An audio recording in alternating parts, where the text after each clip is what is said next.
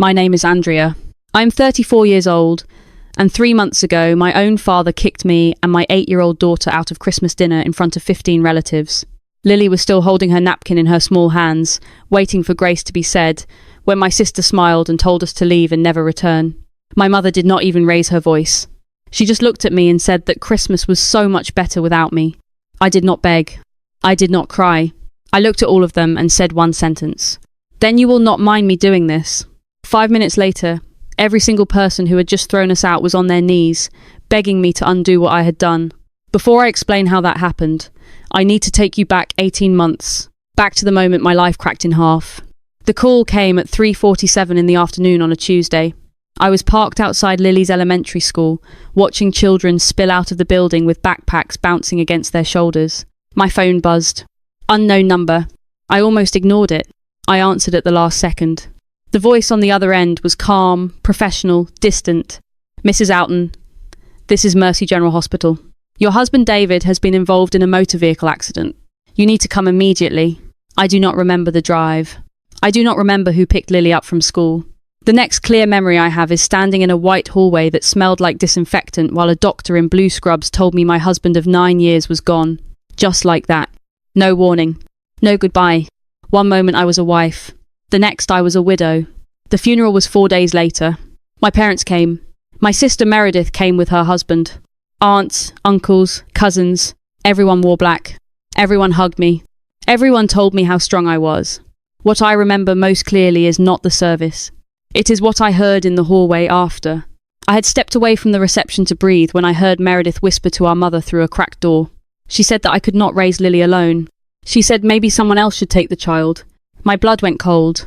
I waited for my mother to defend me. She did not. She nodded and said they would discuss it later. Let her grieve first. At the burial, my father pulled me aside. His hand was heavy on my shoulder. He told me to pull myself together. He said people do not respect weakness. That was all he said to me on the day I buried my husband. I did not know then that this was only the beginning. 3 months after the funeral, the insurance settlement arrived. $2.3 million. David had taken out the policy years earlier, right after Lily was born. Just in case, he had said. I remember laughing at him back then, rolling my eyes and telling him he was being dramatic. We were 26. We were healthy. Nothing bad was supposed to happen to people like us. But something did happen. And now I was sitting in a quiet law office signing papers that reduced my husband's life to numbers on a page. When the deposit hit my account, I felt nothing. No relief. No sense of security. Just a heavy pressure in my chest, like I was breathing through wet fabric. That money did not feel like a gift. It felt like a grave marker. Everything changed after that. My sister Meredith started calling twice a week. Her voice was syrupy sweet in a way it had never been before. She asked how I was holding up, if Lily was sleeping through the night, if I needed anything. My mother began inviting us to Sunday dinner every week. Family needs to stick together, she kept saying. Even my father, who had not voluntarily spoken to me since my wedding, suddenly wanted to catch up over coffee. The fourth Sunday dinner was when I felt the shift. We were seated around my parents' dining table, the same table where Meredith had always sat at the head when we were kids, the golden child, while I was told to pass the potatoes. Halfway through the meal, my father cleared his throat. He folded his hands like he was about to announce a verdict. Andrea, he said, I have been thinking. You should let Meredith manage your finances. She is good with money. You have always been more of the creative type. The room went quiet. I set my fork down slowly. I appreciate the concern, Dad, but I am handling things fine. The temperature dropped instantly. Meredith jumped in before my father could speak again. We just worry about you. That is all. You have never dealt with this kind of money before. I told them I had an accountant and a financial advisor. That David had set everything up years ago.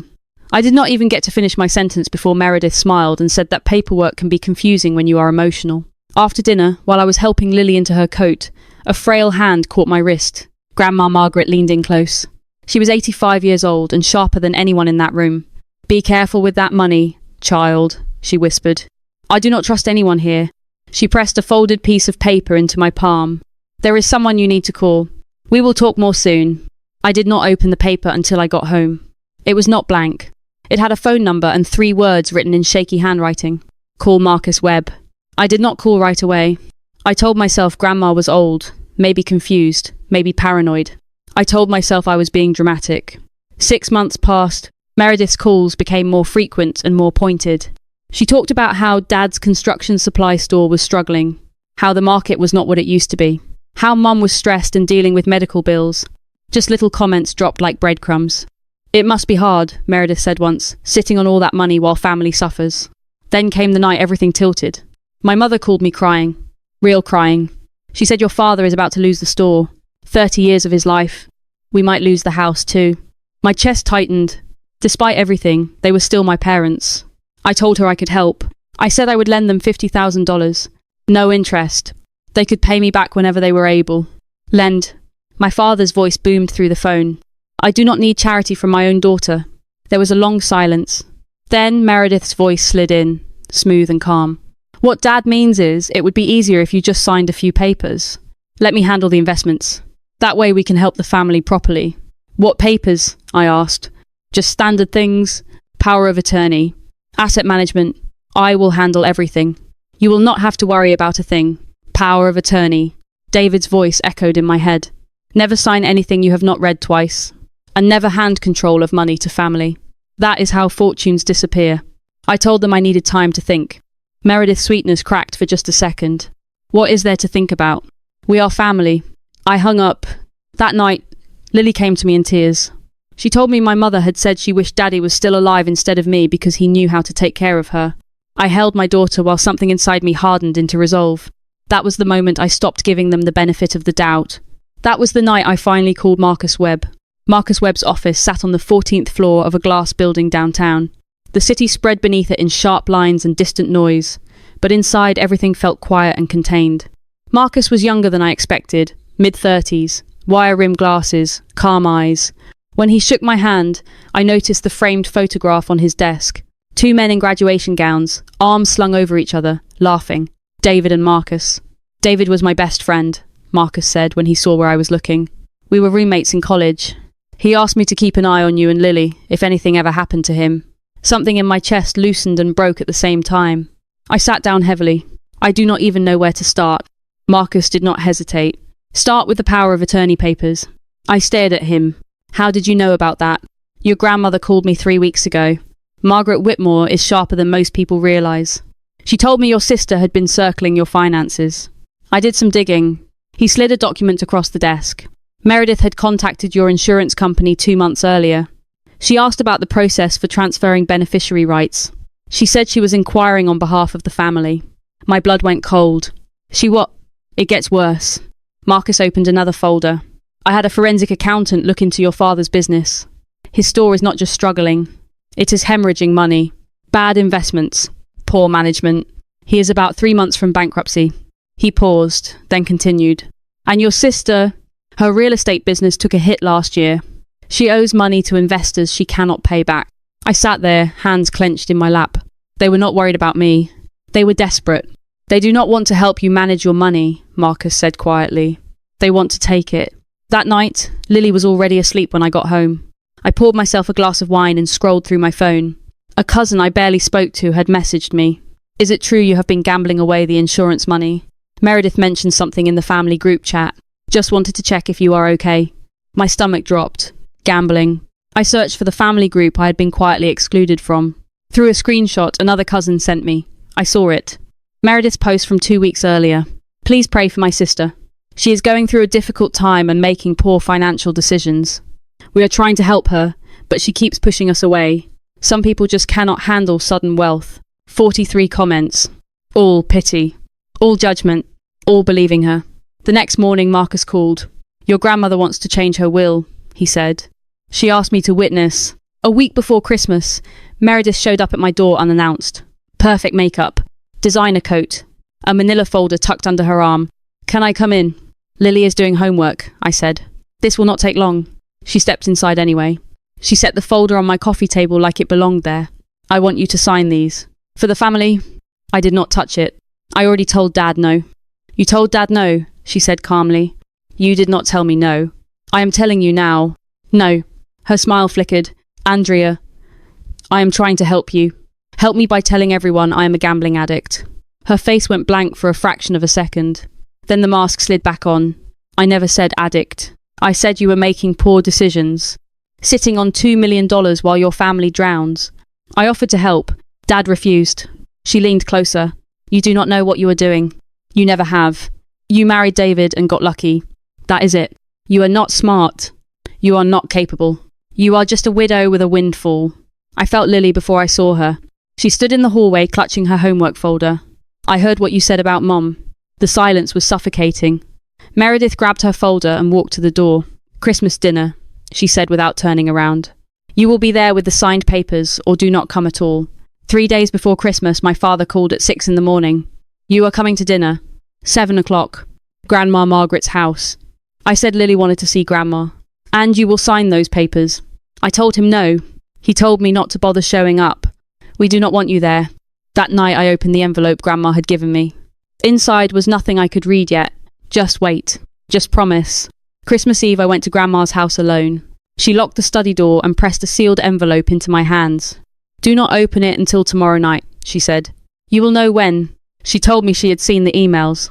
That Patricia had forwarded her the chain by accident. That they had planned to corner me at Christmas. Christmas morning, Marcus called again. He had the emails. Every word. Every timestamp. They have been planning this since April. Andrea. 2 weeks after David's funeral. Bring everything, I told him. Tonight. By the time I hung up, I knew this dinner was a trap. I just did not know how far they were willing to go. Christmas Eve arrived heavy and quiet. I left Lily with a neighbour and drove to Grandma Margaret's house alone, knowing some conversations were not meant for children. She answered the door herself, straight-backed and alert, eyes bright with something unreadable. She ushered me into her study, closed the door, and locked it. Then she pulled a cream envelope from a desk drawer and pressed it into my hands. Do not open it until tomorrow night at dinner, she said. You will know when. Her smile was sad and fierce at once. I felt the weight of warning settle deep. She told me she had watched Patricia and Meredith scheme for months. Emails, drafts, plans. They thought I would crumble under family pressure, especially at a holiday table. They called me easy pickings. She said they would humiliate me publicly so I would sign just to make it stop. I asked what I should do. She took my hands and told me to stand my ground. When the moment came, I should open the envelope. Inside was insurance of the real kind, she said, and something they never expected. Her voice did not shake, and neither would mine after tonight. Christmas Day arrived, wrapped in forced cheer. Lily squeezed my hand as we walked a stone path to the house. Lights glowing in every window, wreaths on every door. The smell of turkey drifted out, warm and false. Inside, every relative was there. 15 faces already briefed. Meredith played hostess like it was her home. My parents sat at the head of the table, waiting. We took our seats. I focused on cutting Lily's food and breathing slowly.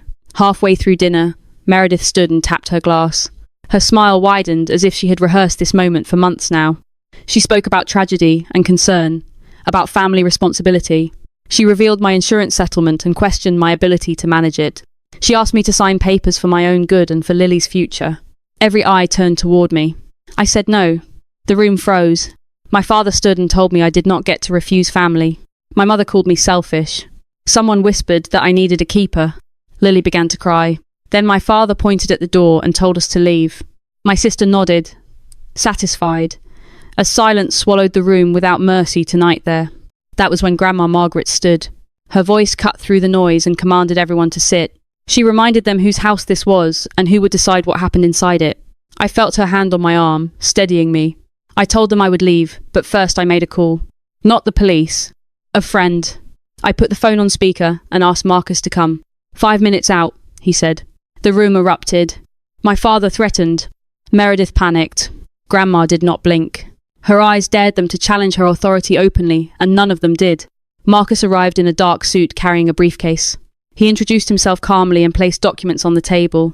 He read aloud emails titled Operation Andrea, detailing a plan to pressure me into signing power of attorney. He read lines calling me weak and easy. He explained the digital verification. Faces drained of colour. My mother collapsed into a chair. Meredith tried to interrupt and was silenced. The truth spread through the room like fire. No one defended them. The lies were naked.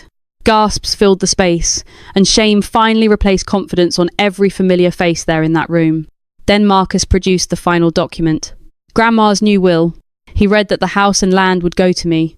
Patricia fell to her knees. Meredith screamed. Gerald looked hollow. I felt no triumph, only clarity. They begged me to fix it, to undo it, to forgive them. I said I would not sue and I would not press charges. But I would protect my daughter and myself. Boundaries would replace obligation. I took Lily's hand. Grandma stood beside us. We left together. The house fell silent behind us that night, as Christmas lights flickered without warmth or joy anymore. Afterward, the fallout spread fast. Relatives called with apologies. My father's store filed for bankruptcy. Meredith lost clients. Derek moved out. I did not celebrate. I focused on Lily. I explained that telling the truth does not cause harm. It reveals it.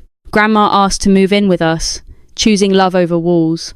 Our small apartment became full. We baked cookies. We learned each other again. The money stayed untouched. Peace grew quietly where fear had lived. That night, I slept without waiting for the next blow and without questioning my worth anymore inside for the first time in years. Looking back, the trap was obvious. Grief made me pliable. Silence made me convenient. Money revealed character. I learned that family is not blood alone, and love without respect is not love. I learned that saying no can save a life. Mine. My daughter watched me stand up, and she learned it too. That matters more than any inheritance. When people show you who they are, believe them. When they demand your silence, choose your voice. I chose mine that Christmas, and I have not looked back even when forgiveness remains slow and cautious for my family wounds still healing. That dinner ended something, but it also began something honest. My life is smaller now, quieter, and safer. Lily laughs again. Grandma hums while cooking. I work, I plan, I breathe. I no longer chase approval or beg for belonging. I protect my peace. If you ever face a table full of people demanding your silence, remember this. You are allowed to stand. You are allowed to leave. And you are allowed to build a family that stays. That truth carried me through the hardest night, and continues guiding every choice I make now with courage and care always forward. The phone started ringing before I even reached home that night. Cousins, aunts, people who had watched silently while I was cornered at the table. One by one, they apologized. They said they had believed what Meredith told them, that they were told I was unstable, reckless, gambling away my daughter's future. Hearing it out loud hurt, but it also confirmed something important. The lies had worked because silence had helped them spread. By morning, the consequences were already unfolding. Marcus called to update me. My father's store filed for bankruptcy. Long-time clients cut ties, not because of the money, but because of what happened at Christmas. Reputation matters in small business circles. Meredith lost several real estate clients within days. Word travels fast when the truth finally surfaces. Derek moved out. He had not known about her debts, or the plan, or the emails. I did not feel satisfaction. I felt tired. Lily asked me if Grandpa was going to be okay. I told her I did not know.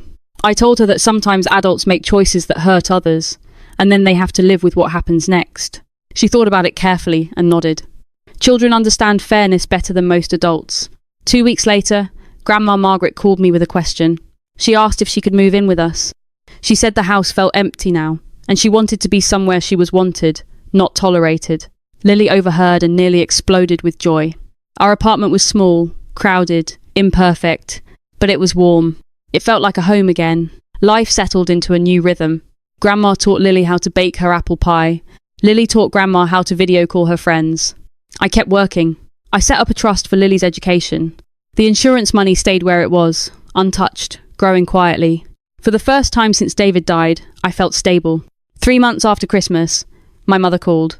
Her voice was small. She apologized for everything, especially what she said to Lily.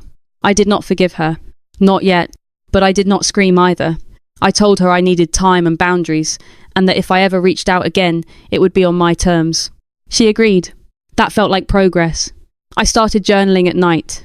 I wrote about grief, about guilt, about how family is often defined by endurance instead of care. I wrote this sentence and underlined it. Love without respect is not love. Peace built on silence is not peace. That Christmas, I learned that saying no can save a life. Mine. I stopped waiting for permission to be strong. I chose my daughter over approval, truth over comfort, and self-respect over belonging. On the other side of all that pain, I found something unexpected. Peace. A smaller family. A safer future. Grandma calls from the kitchen now when the cookies are ready. Lily laughs. I close my notebook and join them.